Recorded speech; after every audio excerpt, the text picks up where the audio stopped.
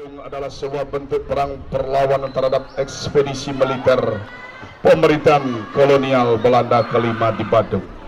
Puputan Badung berarti pula bentuk reaksi terhadap intervensi penguasa Belanda terhadap kedaulatan masyarakat Badung.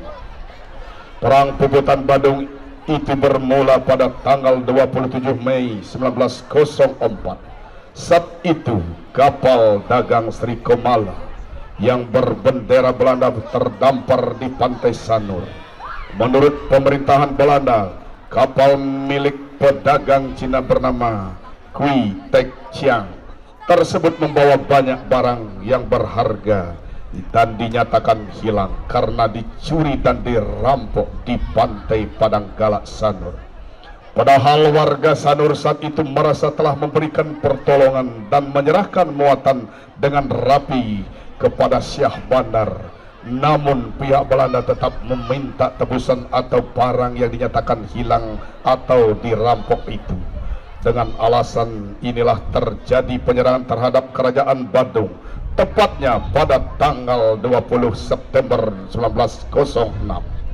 Kala itu di pagi buta, kota Denpasar dihujani tembakan meriam oleh Belanda dari pantai Sanur.